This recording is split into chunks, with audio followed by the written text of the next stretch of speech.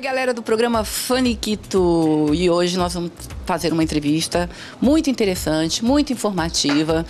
Na verdade, eu me interessei por essa entrevista ao ver, né, no jornal O Diário de Mogi, uma classe, né, que estão pleiteando com que eles possam também votar para escolher o presidente judiciário. Logicamente, vocês vão, né, sacar, vão perceber que hoje eu vou entrevistar um juiz que é hoje o diretor do Fórum de Mogi das Cruzes.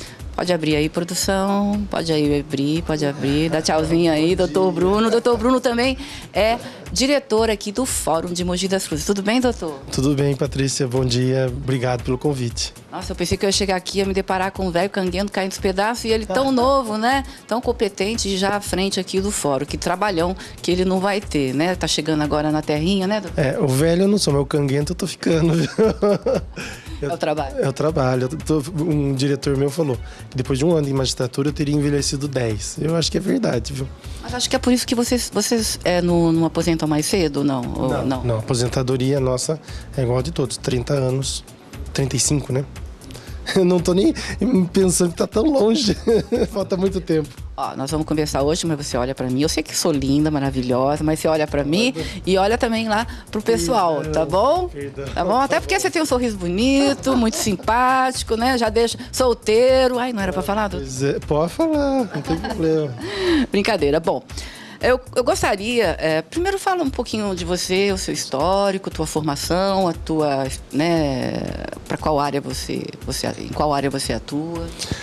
Bom dia a todos, meu nome é Bruno Miano, sou juiz da Vara da Fazenda Pública aqui em Mogi. Tudo que envolve dinheiro público vem para a Vara da Fazenda.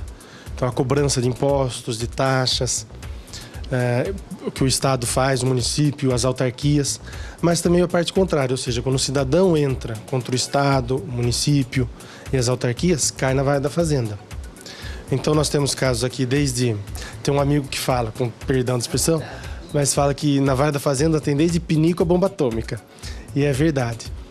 Nós temos aqui processos envolvendo hospitais públicos, nós temos processos envolvendo as autarquias de água e esgoto, o SEMAI, Biritiba Mirim também está aqui na Vara da Fazenda. Prefeitura? Prefeitura de Mogi de Biritiba Mirim, Câmara Municipal. Então, o IPREM, que é o Instituto de Previdência Municipal. E, além disso, todos os outros servidores estaduais e municipais podem entrar aqui também para resolver as questões salariais deles. E o cidadão comum, quando pede medicamento, internação compulsória, quando discute um imposto, quando sofre um acidente na rua, por má conservação da rua, da calçada. Então, tudo isso entra aqui na Vara da Fazenda. Entra tudo na sua vara. Entra tudo na minha vara, ainda bem, né? E aqui no Fórum, como diretor do Fórum, o que faz um diretor do Fórum? O diretor do Fórum é eleito pelos seus colegas.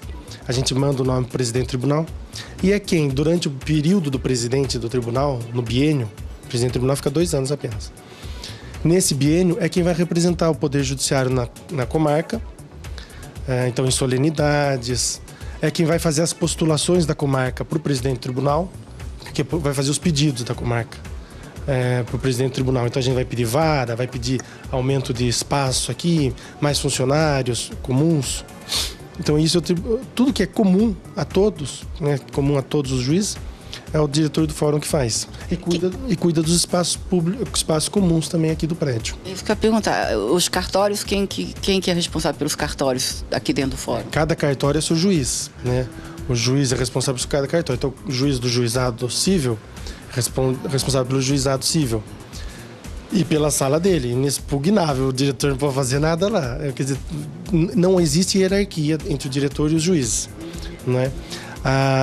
Agora, o que existe é o espaço comum, o corredor, os banheiros, o estacionamento. Isso o diretor de fórum tem que regular. Doutor Bruno, o que os juízes estão pleiteando, né, hoje, que eu até li na matéria do Diário de Mogi, do último dia 28 de março, e que apoiadíssimo, né, o que vocês estão pleiteando, mas gostaria que você explicasse, né, o pessoal lá que não está sabendo, o que está acontecendo, né, nessa atual circunstância que vocês estão pleiteando? Política, né? Está havendo uma movimentação da magistratura no país todo para que nós possamos, juízes, possamos eleger o presidente do tribunal. O presidente do tribunal, então o juiz aqui de Mogi, é vinculado ao Tribunal de Justiça de São Paulo, que nós somos juízes estaduais. Nós pleiteamos também votar na eleição do presidente. Quem vota hoje para presidente do Tribunal de Justiça? São os desembargadores, que são juízes mais antigos e que chegaram no tribunal. Então aqui no estado de São Paulo, 362 desembargadores elegem o presidente. E os juízes, que somos quase 2.000, não votamos. E somos tão parte do tribunal, tão parte do judiciário, quanto os desembargadores. O juiz é um órgão do poder judiciário na cidade. É um órgão do poder judiciário na cidade. Então não há razão para ele não votar também para o presidente.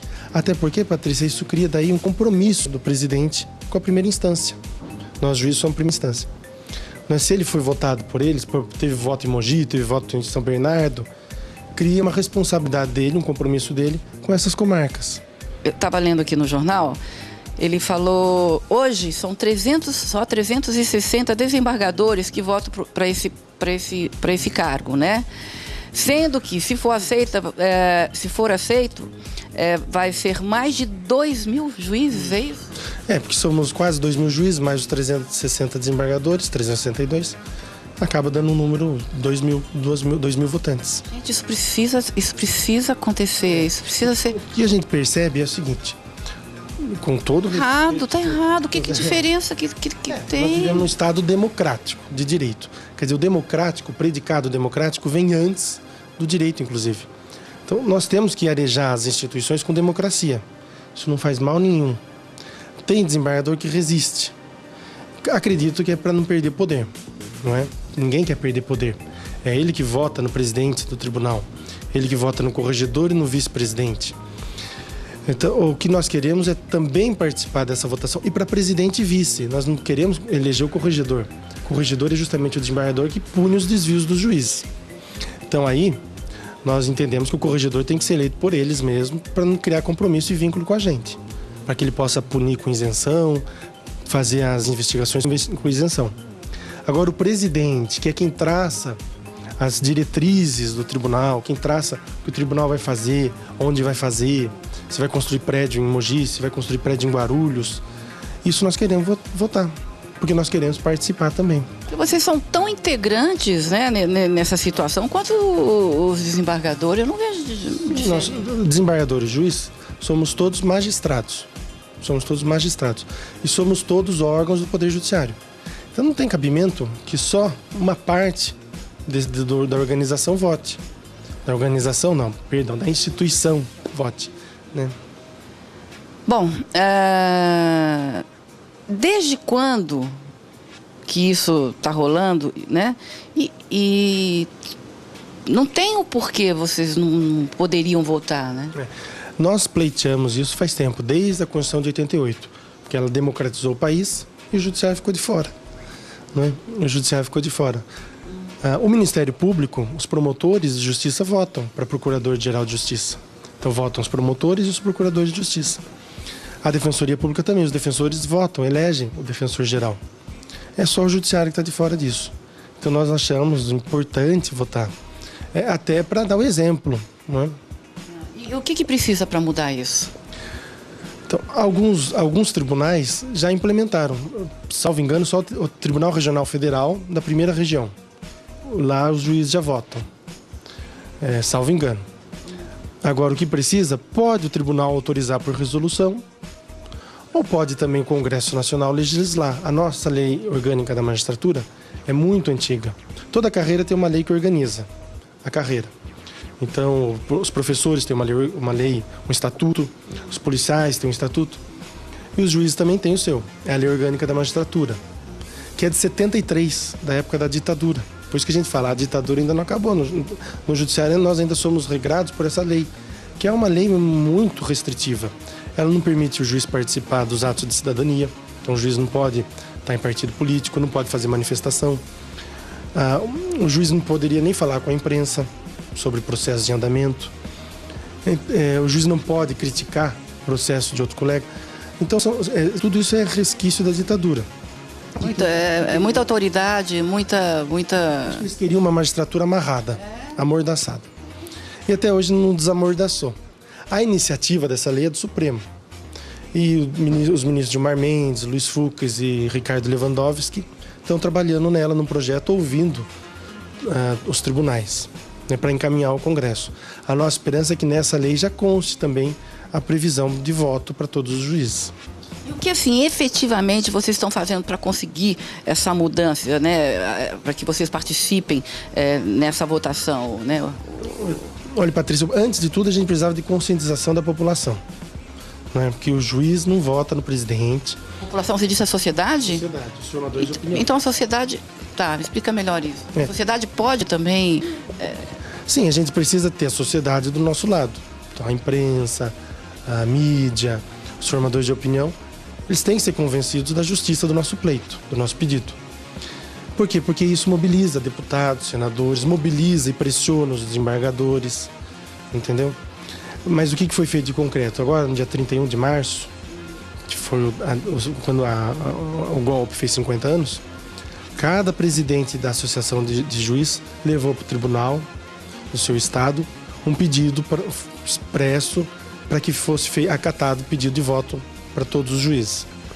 Então, aqui em São Paulo, o presidente da Associação Paulista de Magistrados, a APAMAGES, da qual eu sou diretor.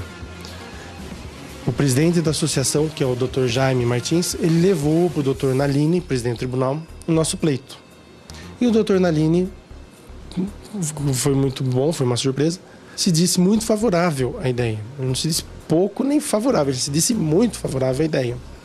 Ele é um desembargador com perfil de filósofo, de estudioso do direito, tem obras escritas sobre Estado de Direito e Constituição. Qual é o nome dele? José Renato Nalini. Dá beijinho pra ele, não vai ver, não. Mas só dele ter tido essa postura, né? Já dar essa abertura, né? Ele já permitiu que a associação participe das sessões administrativas do tribunal e agora ele sinalizou. A sinalização dele é boa para convencimento dos outros desembargadores. Porque se resolverem fazer por resolução, são os desembargadores que fazem, não é?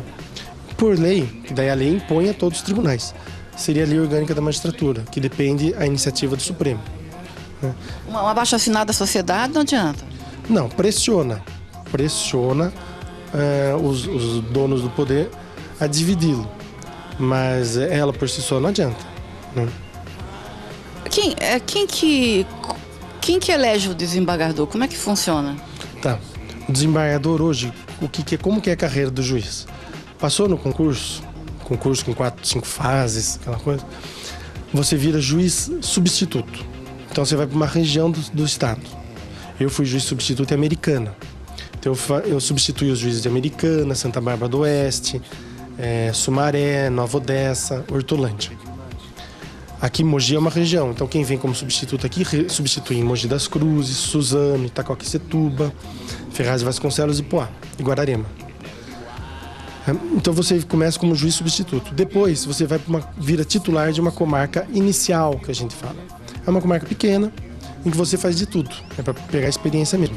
Então, é a vara acumulativa que a gente fala. Então você é juiz civil, criminal, de família, execução fiscal, juiz de tudo. Essa é uma fase difícil, essa.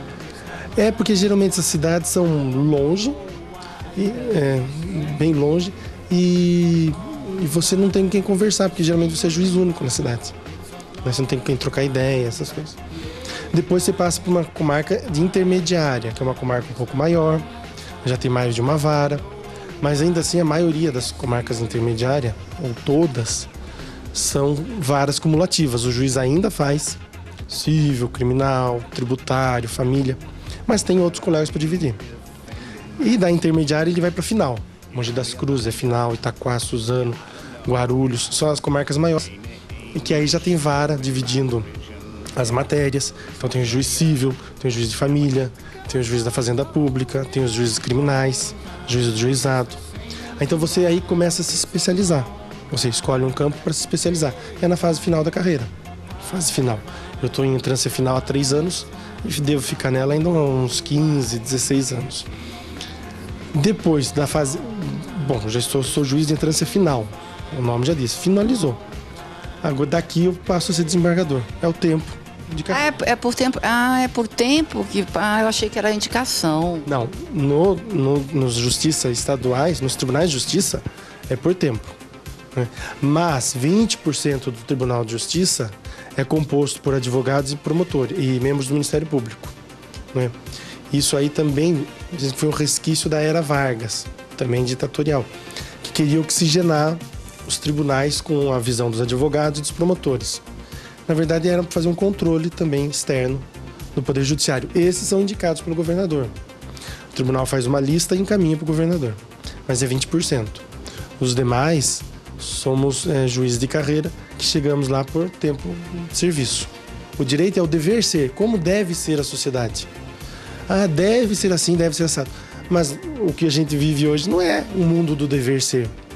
A gente vive um mundo bruto, um mundo violento cada vez mais aqui no Brasil e com a impunidade.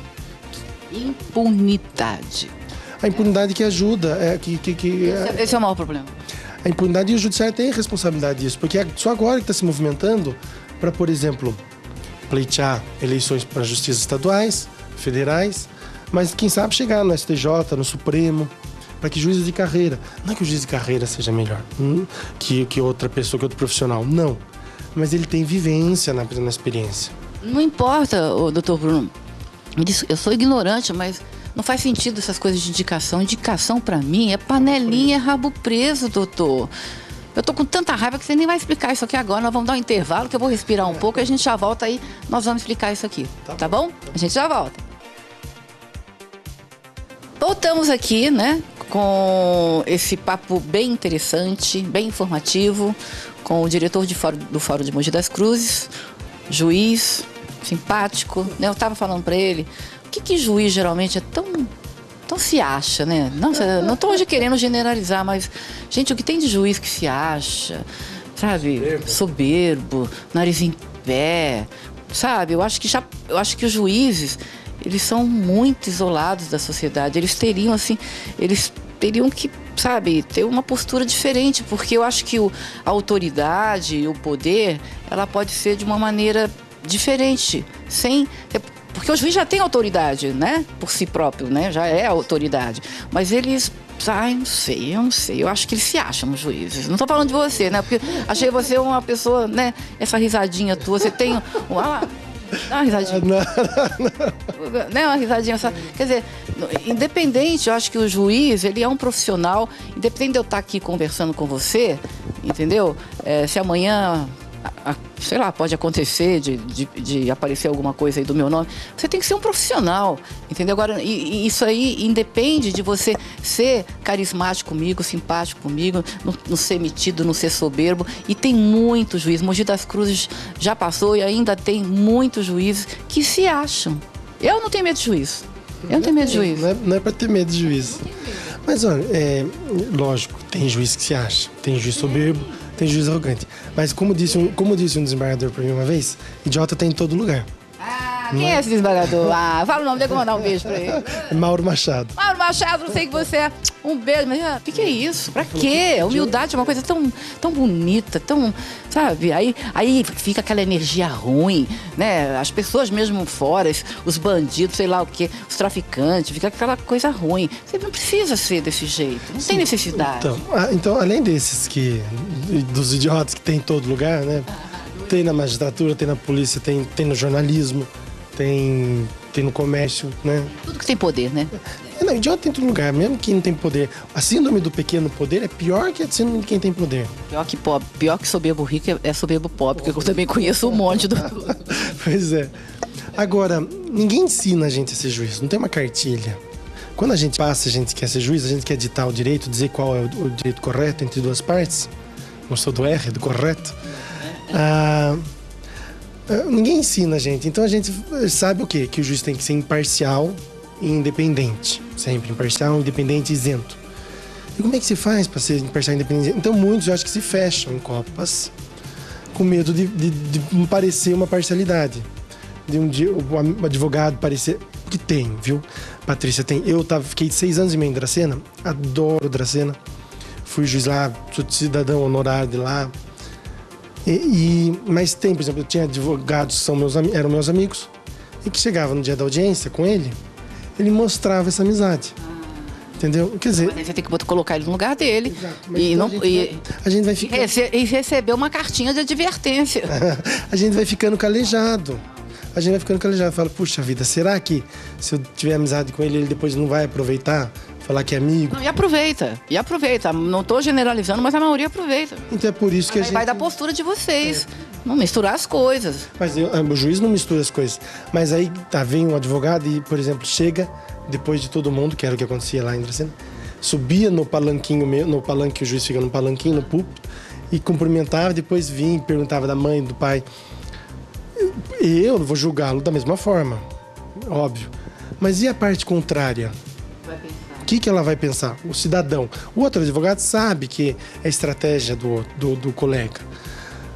Mas e a parte contrária? Ela tem que ter...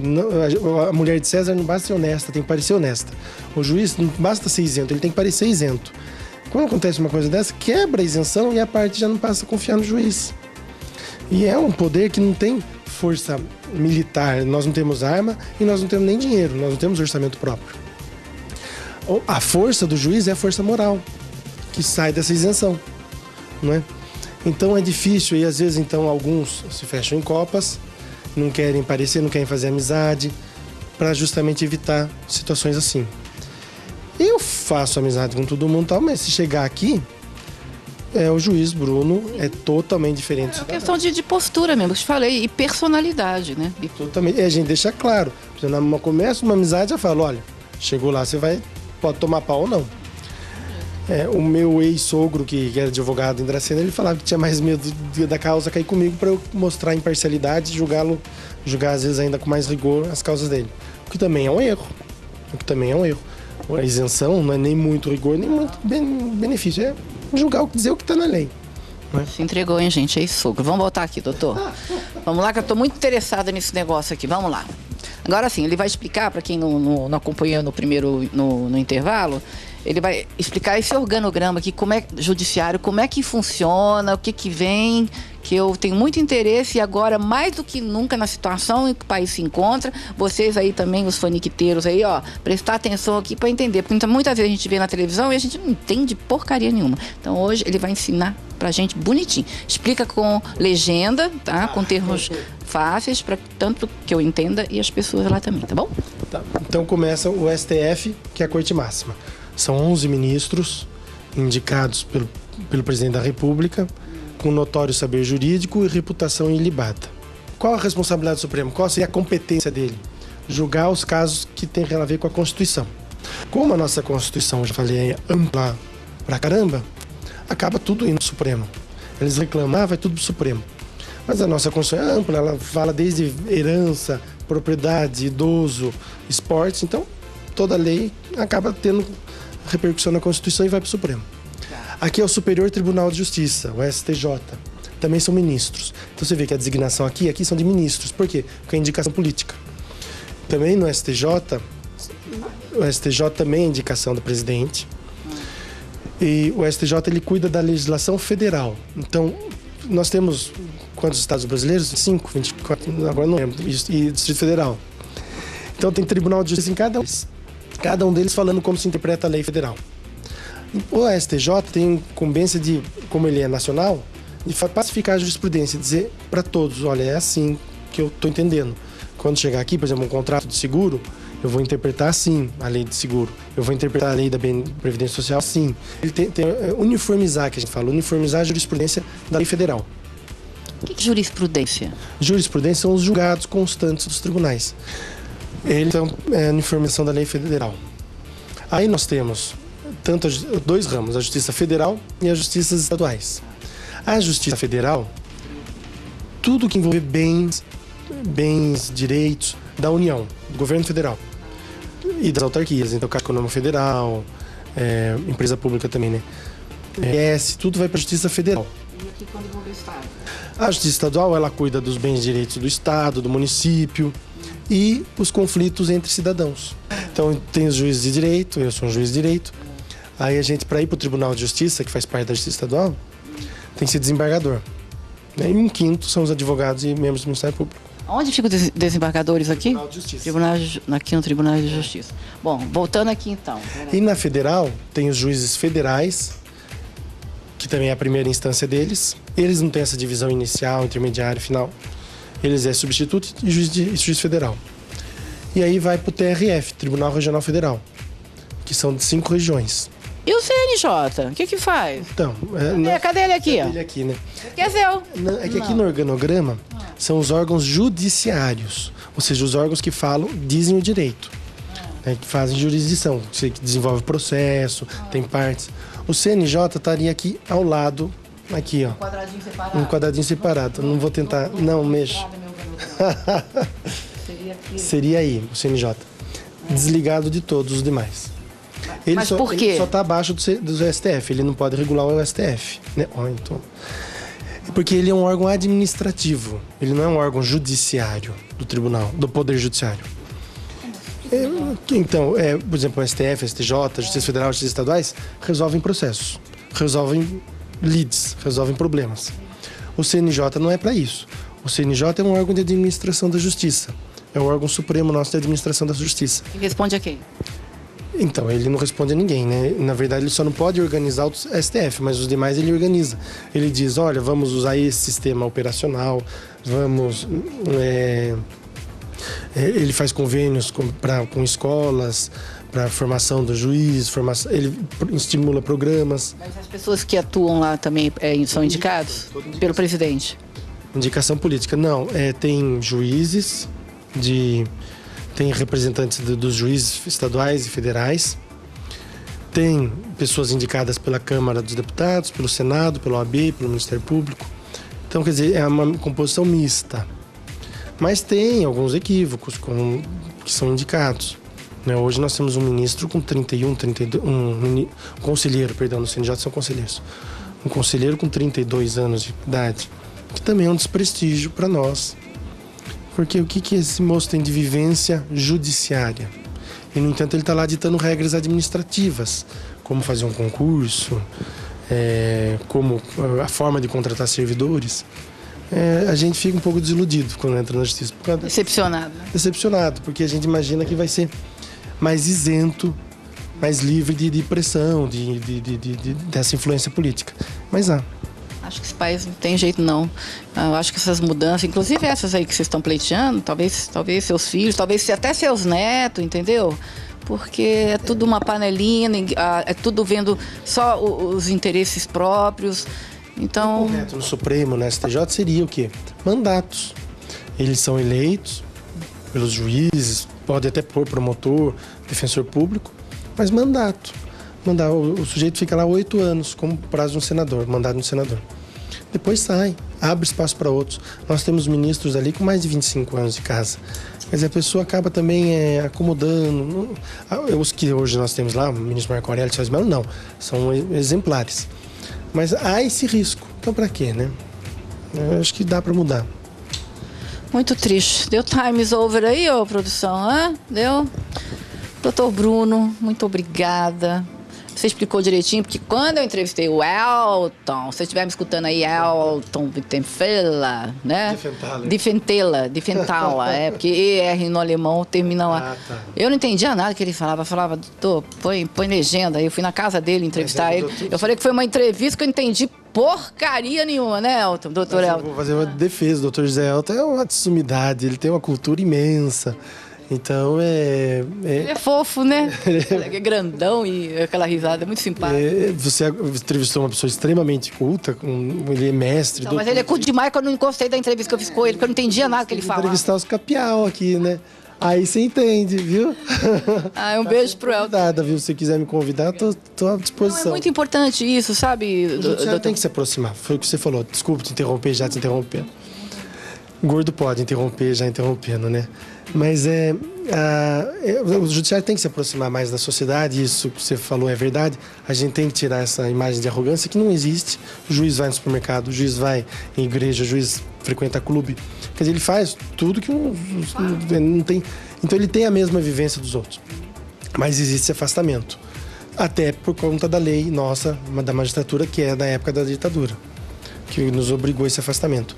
Agora a gente está conseguindo se aproximar. Então eu fico à disposição quando tiver algum caso de repercussão. Não, é muito importante. Foi muito importante isso, porque é pura utilidade, né? Pura utilidade pública para conhecer as coisas. Importante falar só para terminar que somos nós, juízes de direito da estadual, que temos esse acesso maior à população, à comarca, essas questões todas de família, a maior parte dos crimes, as questões tributárias, todas ficam aqui na estadual, né? Então é importante vocês terem esse acesso. E eu acho que tem, viu? As pessoas entram aqui no gabinete sem maior cerimônia e sem marcar audiência. Não tem problema. Bom, enfim, muito obrigada, viu? Pode dar beijinho no juiz? Deus te abençoe, muita paz para você, viu? E conte sempre aí com o programa. Agradeço muito de você nos ter recebido aqui hoje. Eu que agradeço, Patrícia, a oportunidade de defender essa ideia, essa proposta. E o espaço que você está dando no seu programa, que é visto Mogi inteira e muito mais, né? O seu microfone é famosíssimo. Faz carinho também. Ó, só no Face eu tô com 1 ano e meio, tô com 20 mil pessoas. Imagina na hora que eu vou fazer questão de botar esse link no YouTube e linkar lá para todos os meus faniquiteiros. Nós agradecemos a você, os faniquiteiros. Uma simpatia, viu, doutor? Nossa, uma graça. Você tem uma energia, você nem parece juiz. Porque geralmente tem um juiz que a gente olha assim, você vê que a hora dele tá preta, tá negra. Mas a gente só mexe com desgraça. Não é? Tudo que não deu certo vem aqui. Isso é da pessoa. Essa energia, essa áurea boa, essa luz. Ninguém tira, não. Obrigado. Deu certo, bateu a luz, viu? Valeu. Obrigada por tudo. Obrigado pelos espectadores, né? E vou terminar o programa como eu termino sempre, grudado em todo mundo.